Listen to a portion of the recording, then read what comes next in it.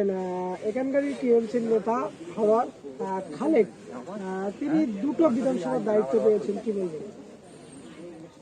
যার পার্টি সে করবে, তিনি দুটো বিধানসভার কোঅর্ডিনেটর হয়েছে, তিনি তেনার মতো কাজ করবেন, আমরা আমাদের মতো কাজ করবেন। কি বলবেন তিনি যে দায়িত্ব পেয়েছেন, আইএসএফ এর কোনো প্রভাব ভাঙলে কি কিছু হবে? তার সঙ্গে আইএসএফ এর কোনো কথা নেই, আইএসএফ মতো কাজ করবে, যে পার্টি যার মতো কাজ করবে, আমাদের সঙ্গে তার তো কোনো ব্যাপার নেই। তারা তাদের মতো কাজ করে যাবে সংগঠনিক, আমরা আমাদের মতো সাংগঠনিক কাজ করবো। আমরা চাইবো আমাদের আইএসএফকে হাড়োয়া মিনাখালী বিধানসভাতে কীভাবে জেতানো যায়, আমরা তার জন্য চেষ্টা করবো। আমরা আর আমাদের ছেলেরা চেষ্টা করে যাচ্ছে। আপনারা দেখেছেন আজকে অঞ্চলের মিটিং ছিল, অনেক লোকজন জড়ো হয়েছে এখানে, খাওয়া দাওয়ার আয়োজন ছিল, প্রায় 300-400 লোকজন এখানে ছিল। অনেকেই চলে গেছে, এখনো প্রায় 100-200 লোক আছে এখানে। তারা আমার সঙ্গে দেখা করার জন্য এই রাত্রে, এত রাত হয়ে গেছে, রাত 10টা বাজে, তাও এই ঠান্ডাকে উপেক্ষা করে তারা এখানে উপস্থিত আছে আমাদের সঙ্গে দেখা করার জন্য। আর কি বলবেন এই যে হাড়োয়া এবং মিনাখা বিধানসভার আইএসএফ এর সংগঠন কতটা মজবুতি হয়েছে? অবশ্যই মজবুত হয়েছে, সেটা তো আমি মুখে বললে হবে না, সেটা ভোট বাক্সে প্রভাব পড়লে বোঝা যাবে কতটা মজবুত হয়েছে। তবে এই একটা কথা বলতে পারি, চোখে চোখ রেখে শাসকের বিরুদ্ধে লড়াই দেবো। ভোট বাক্সে আপনারা বুঝে নেবেন যে কি সংগঠন করতে পেরেছি বা না করতে পেরেছি, ভোটে আপনারা দেখে নেবেন। হাড়োয়া বিধানসভা এবং মিনাখা বিধানসভা আইএসএফ জোট জিতছে। হ্যাঁ, কিছুদিন আগে এই টিএমসির নেতা খালেক আব্বাস সিদ্দিকীর উল্লেখ করে বলেছে যে আমি থাকতাম জুতো পেটা করবে। তার পাল্টা এই হাড়োয়া বিধানসভায় কি করে আপনারা লড়াই করবেন এই খালেকের এরিয়ায়? অনেকে অনেক কিছু বলতে পারে, সেটা তার বিষয়, যে কে কি বলছে না বলছে, সেটা কতটা ফলপ্রসূ হবে সেটাই হচ্ছে ব্যাপার। আমরা তো তারপরেও মিটিং করেছি, হাড়োয়া বিধানসভা কীর্তিপুর 2 নম্বরে মিটিং করেছি, হাড়োয়াতেও, শালিপুরেও আসবে, কয়েকদিন পরে ভাইজান আসবে, তারপরে আপনার হাড়োয়ার বিভিন্ন জায়গাতেও আসবে। সে পরবর্তীকালে আসলে তখন দেখা যাবে যে কে কী করতে পারে বা না করতে পারে। আমরা ভাইজানটা আনবো, নওশাদ সিদ্দিকী আসবে, আইএসএফ এর মিটিং হবে, তখন দেখা যাবে যে কে কী করতে পারে। কি বলবেন এই যে আইএসএফ এর পক্ষ থেকে এই হাড়োয়া বলাকে কি কি পদক্ষেপ আপনারা নিচ্ছেন? আমাদের মেন পদক্ষেপ, প্রত্যেক বুথে আমরা সংগঠন শক্তিশালী করেছি এবং 26-এ আমরা এজেন্ট দেবো প্রত্যেক বুথে। এটাই আমরা আশাবাদী। এজেন্ট দিতে পারলে মানুষ তাদের ভোট বাক্সে তারা ভোটগুলো দিয়ে তারা দেখে দেবে যে তারা কাকে চায়। বাংলার মুখ্যমন্ত্রী মমতা ব্যানার্জি সংখ্যালঘুদেরকে বিভিন্ন ভাতা দিচ্ছে, ইমামদের বলো, ভান্ডার বলো, বিভিন্ন দিচ্ছেন। আর নিউ টাউনে জগন্নাথ মন্দির করছেন, কি বলেন? তাহলে তো সংখ্যালঘুরা হচ্ছে, সংখ্যালঘু বলতে আমি যেটা বুঝি, সংখ্যালঘু মিনস নট অনলি মুসলিম আছে, এসটি আদিবাসী যারা আছে, পিছিয়ে পড়া মানুষ যারা আছে, তারাই হচ্ছে আমার মনে হয় সংখ্যালঘু। তাদেরকে শুধু ইউজ করা হচ্ছে, এতদিন ইউজ করেছে। আপনারা জানেন ওয়েস্ট বেঙ্গলে প্রায় 30% মুসলিম আছে। তাহলে আমি যদি চাকরির ক্ষেত্রে ধরি, 2% চাকরি করছে না ওখানে সংখ্যালঘুরা। এসসি যারা আছে তারা, আপনারা জানেন যে প্রায় 1.5 কোটি মতো ওয়েস্ট বেঙ্গলে এসসি আছে, কিন্তু এসসি সার্টিফিকেট পাচ্ছে কারা?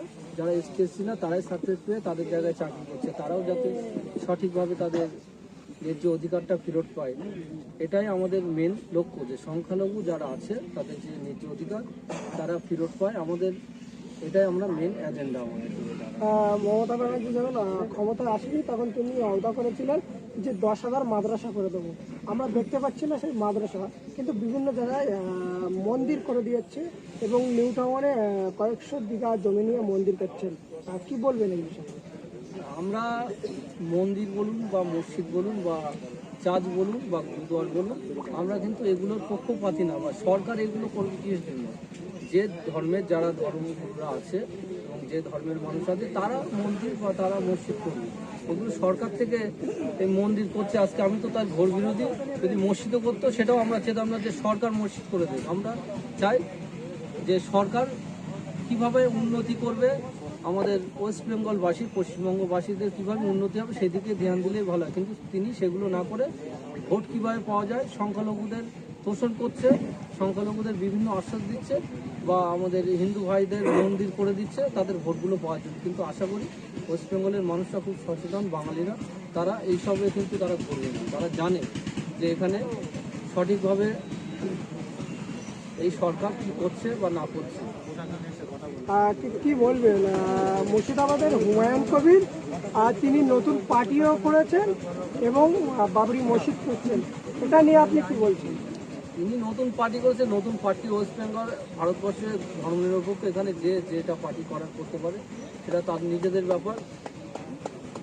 বাবরি মসজিদ করছে এটা তো কারোর টাকাই করছে, নিজের পার্সোনাল টাকাই করছে না, এটা সবাই মিলে টাকা দিচ্ছে, তারা নিজের টাকা হচ্ছে, এটা কোনো সরকারি প্রকল্প নয় বা সরকারি টাকায়, যেমন আপনার নিউ টাউনে যে দুর্গাঙ্গন হচ্ছে সরকারি টাকায় হচ্ছে না, পাবলিকের টাকায় হচ্ছে।